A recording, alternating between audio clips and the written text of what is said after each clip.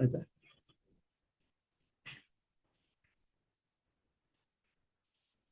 So let us understand intuitive knowledge and intellectual knowledge. Intellectual knowledge depends on the data, information. Okay. Based on the past data, intellect can arrive step-by-step decision to get some knowledge, understanding. Right? Whereas intuitive knowledge is a total knowledge. It's one flash. There's no steps involved in that. Okay. Intuition is complete knowledge, totality. Intellectual knowledge is conscious process. Okay, this happened, this happened, this happened. Okay, this is like this. Intellectual knowledge is deductive reasoning. Inductive reasoning can lead to intellectual knowledge. Whereas intuitive knowledge, there's no reasoning involved. There's no steps involved. Okay, it's one picture, complete picture. So example is, let's say a painter writes the painting of building picture. Step by step, he'll write something. It'll take some time for him to complete the picture.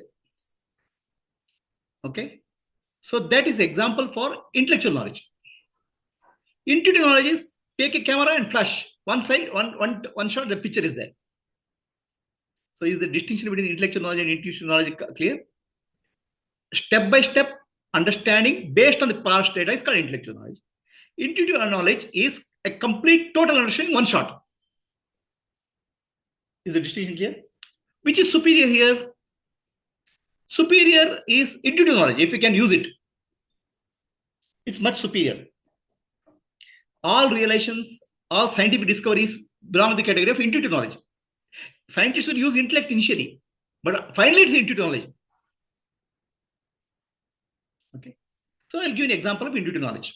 How it will work. I mean, it looks like a magic, but it's really not magical. So just close your eyes and remember one beautiful flower, any flower. So touch it, feel it. Now open your eyes. So when I say remember a flower, did you remember flower step by step or flower appeared? Flower appeared completely, totally, right? It's one shot.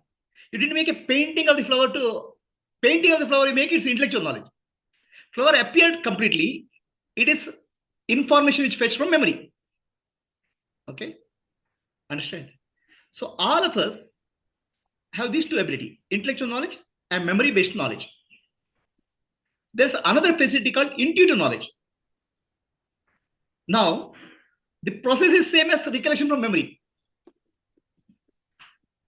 Think of a flower, answer will come.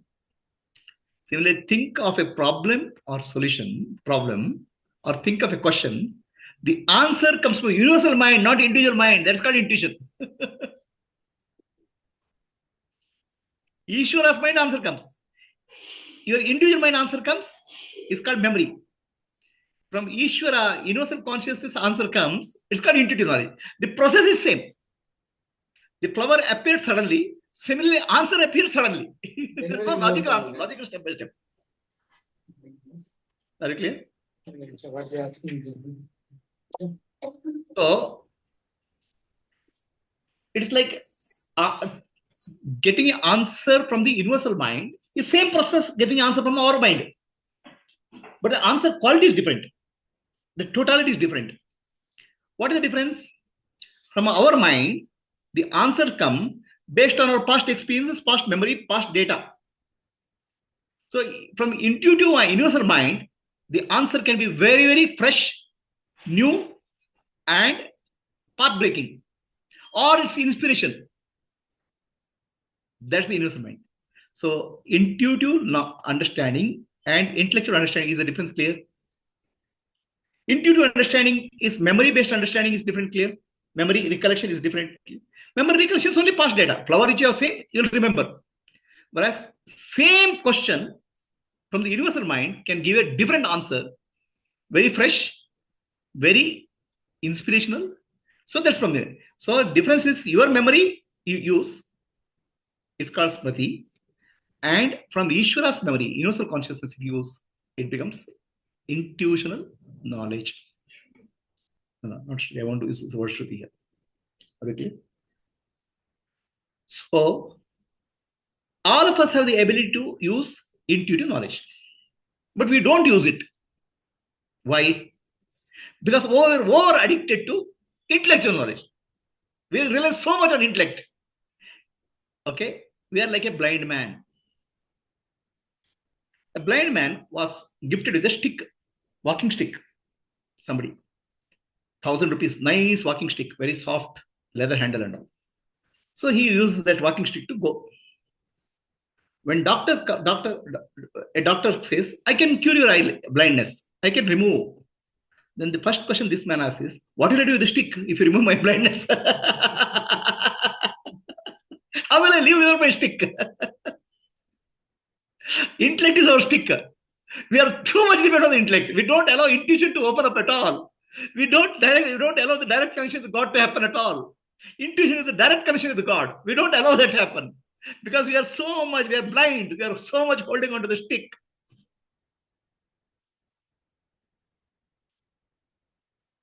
All that you have to do is, in any situation, do not use intellect to some level.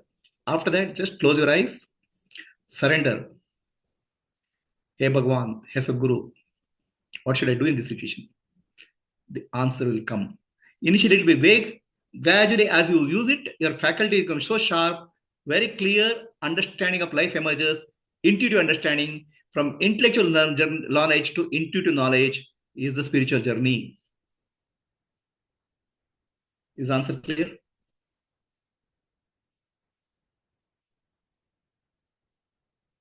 Any questions for people on Zoom? Any questions here, Gayatri? Intellectual intuition clear?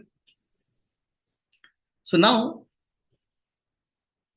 intellectual knowledge also requires data. For that, we have become now very familiar with the data gadgets. Mobile phone, WhatsApp, email. Okay, we are too much of dependent on data. Our addiction has gone to one level again. First of all, I'm addicted to intellect. Now, intellect also depends on the devices. We are bombarded with information. We crave for information.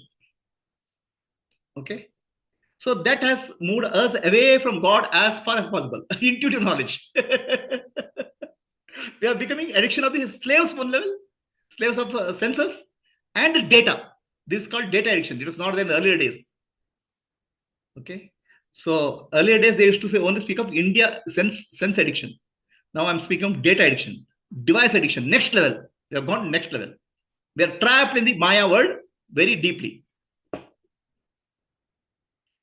There was a time when there was no mobile phone. Did you leave the world, leave the life? We were. There was a time when there was no internet. Did you leave our life? We lived. But now one moment mobile is not there, we feel restless. Why? Are we using the mobile as a device, an instrument, or mobile has become our master? So that's why I want to explain a term called octalysis. Octalysis is a terminology. All this mobile phone and TV channel users, and also TV channel creators, and also what we call as game creators, they use that octalysis as a terminology. It is how to make the user addicted to that. How do you make addicted? In WhatsApp, one message comes, you are waiting for the response from the other guy. Oh, it has to come. The mark has to become blue. Oh, this person has not seen. See, he has not seen. He's neglecting me. Okay, right? So that stress starts building up internally. I respond to his message in no time. This person doesn't respond to me. This person doesn't use CV. That's a blue tick, which is creation, is a gamification. It's called octalysis methodology. Okay. Now, it doesn't stop there. It becomes an addiction. Somebody's typing an answer, that 3 ticks will come, tick, tick, tick, tick will come. Oh, this guy is answering me. So basically, what's happening is your entire mind is trapped in the mobile device. Mobile has become your prison. For that, I use a terminology called octasis, another terminology. Octalysis is the game, which is gamification. Octasis is paralysis. So, like paralysis of mind, body, paralysis of the mind is called octasis. Our mind gets paralyzed. We don't know. We are becoming slave of the device. We are becoming slave of the data. First of all, intuitive knowledge is our knowledge of communication with God. Okay, intellectual knowledge is one level data. From intellectual knowledge, we are being data dependence, and then we are coming to addiction to that. Can we come out of that? We can definitely use the modern devices. Okay, we cannot live without a modern device, but we should not become slave of that. So when do you know when you become slave of that? When any stress in any communication is stressful, tension is created, fear is created, anxiety is created, you have become slaves. Any communication. The devices are not there to create stress within us. If it is creating stress, that means we have become addicted. Start using the device, but don't be used by the device. Start communicating with God directly through intuition rather than your intellect. All our intellectual prayers are for this, I want that, data. We don't seek the fundamental answers from the God, universe directly. Very simple. Seek and you'll get it. But we don't seek. Knock and the door shall open. We don't knock. We knock at all the other doors. We ask, is it different from seek? We can ask. The seeking comes from deep within urge. Asking comes from curiosity, mind, surface level. The connection with God is coming from seeking. Trust in God. God will answer my question just like a father will answer a daughter's question. For us, God is somewhere far away. God is nothing but our consciousness. Just ask, you'll get answer. Now what happens is, this answer gets corrupted by the intellect. The intellectual correction is confusion. There's a confusion. Intellect will come and mix up the data. How it can be possible? How it's possible? I'm imagining something. Confusion gets added. Okay. So the confusion has to be removed. How does it removed? Gradually, as you start using more and more intuition, more and more strength will come. The faculties which we have lost will start coming back to us. It's like recovery. You have to rely more on intuitive knowledge for our decision making, our life. Intellect, you use it, but don't be used by intellect. Data, you use it, but don't be used by data. Right? So now we'll go to one more level. Is this clear? Intellectual knowledge, intuition knowledge, and confusion created by intellect. And clarity comes from discrimination, viveka.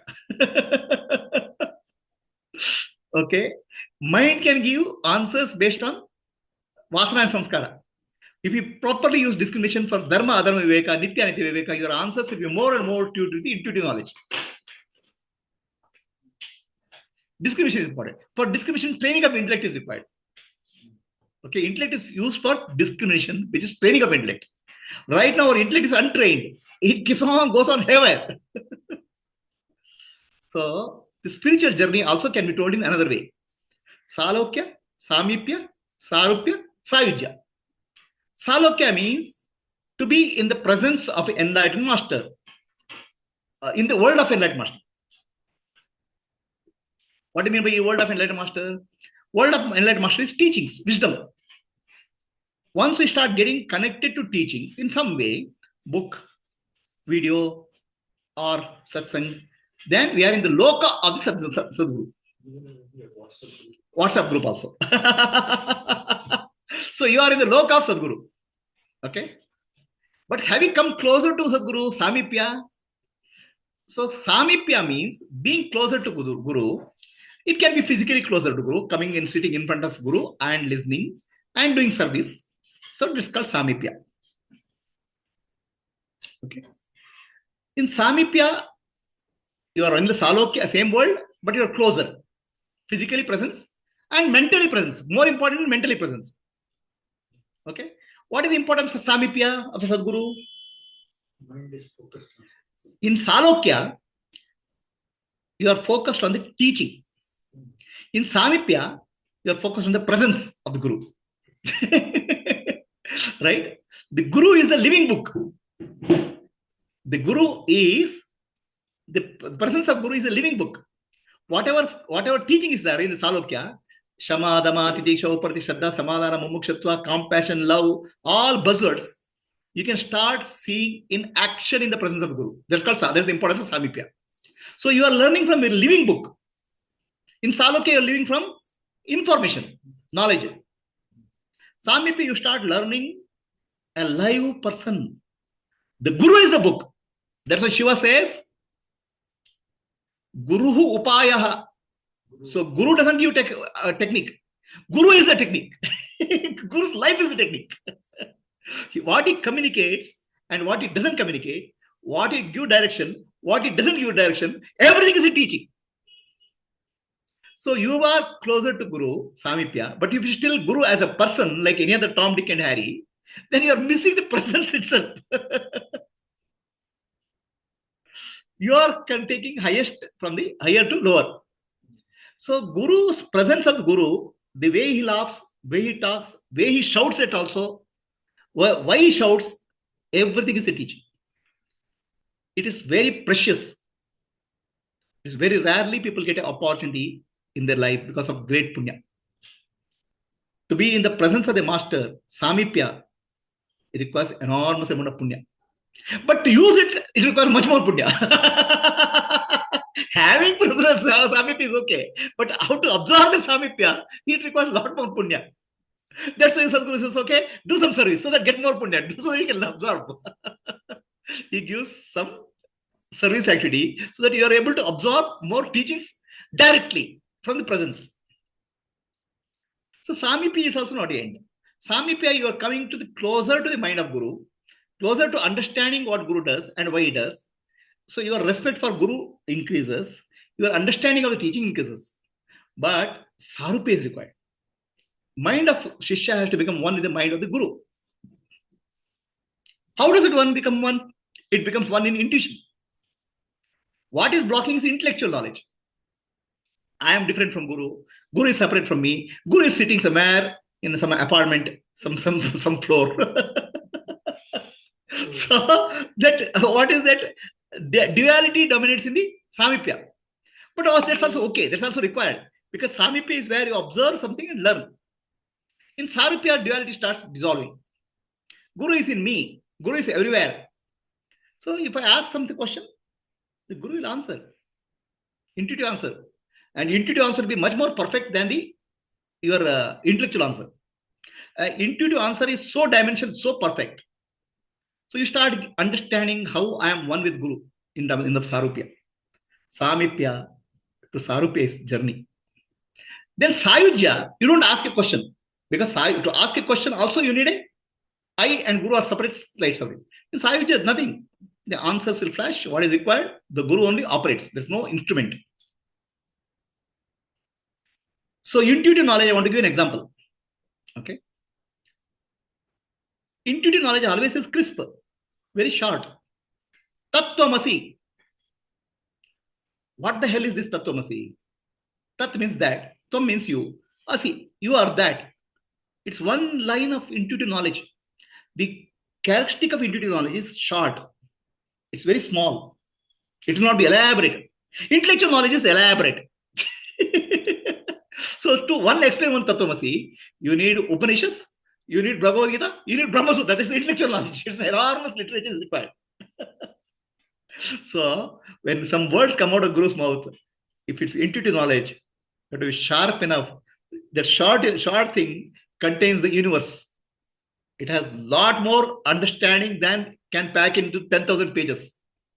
So when Einstein discovered relativity theory, it is an intuitive discovery. Intellectually, he has exhausted. Intuitive. Oh, E is equal to mc square. He understood. Okay. One small word, E is equal to mc square. Even after 100 years now, still the discoveries are being made. Do not give importance to Guru's word.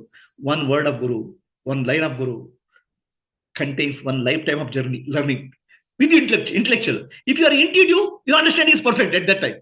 Are you intuitive? Guru, intuitively. If you are one Guru with intuitive, it's called Sarupya.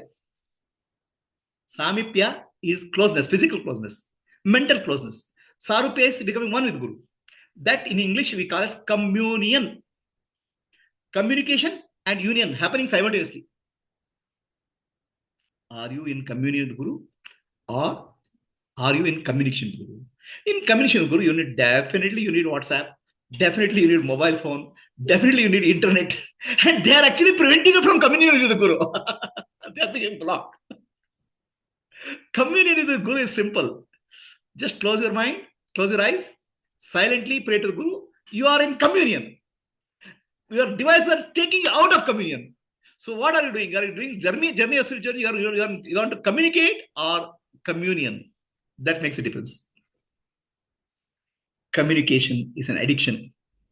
Communion is a liberation. Freedom. So be careful how you use the devices, how you use the instruments. Use it for modern purpose, but let it not take you away from the real spiritual journey, communion.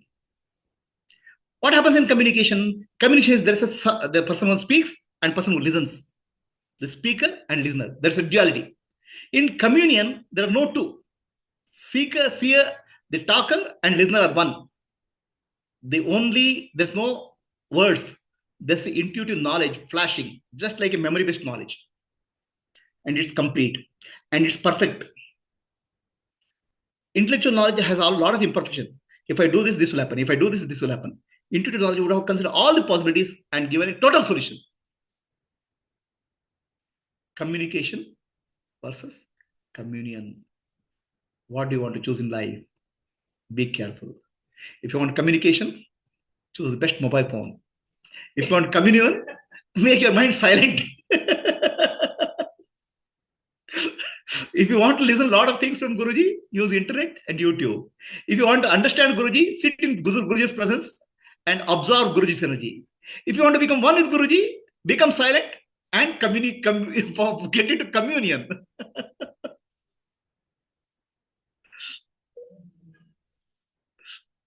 When Guruji tells about this, people get angry. When Guruji tells about this, modern devices are causing problem. How can I live without modern devices? It's like a blind man asking. Doctor is coming and telling, okay, remove your cataract, you will be able to walk. The blind man says, how can I walk without walking stick? Walking stick is not required. You are perfect already. Use your perfection.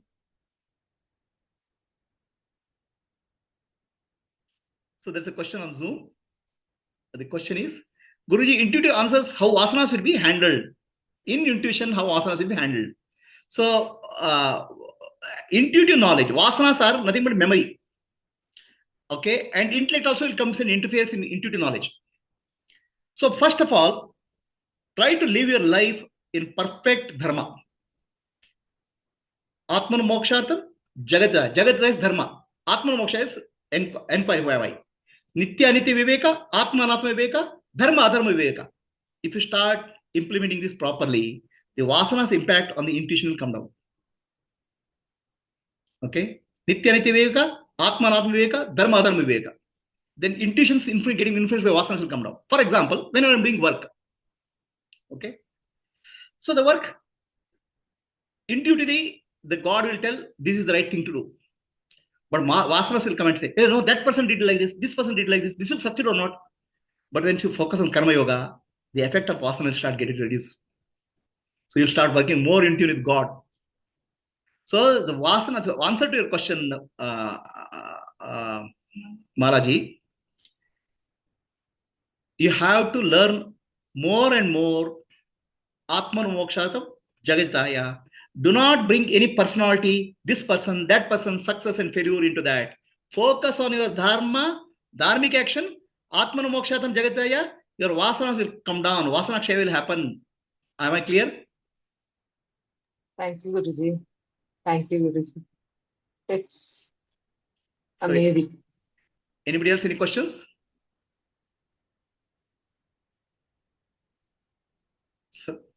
Katyayani, Satyavati. So, Guruji. the title of this topic is Communication communion, confusion, clarity. ತುಂಬಾ ಚೆನ್ನಾಗಿತ್ತು. ಎಲ್ಲಾನು ಸ್ಪಷ್ಟವಾಗಿತ್ತು. Okay. Is Satyavati, are you clear?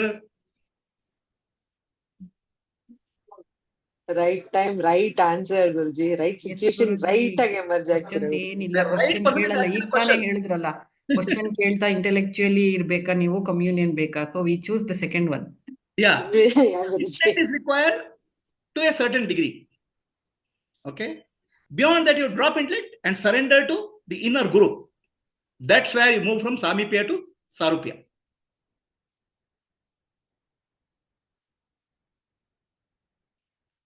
Okay. So there is too much logic, Prabhuji, which comes in between. this is like blind man. How do I walk without a stick? Walking stick. Why do you need a walking stick? Your eyes are okay. All that you have to write is close your eyes and ask Sadguru in you the answer. The answer will come. Initially it will be slightly vague. Gradually it will become sharper.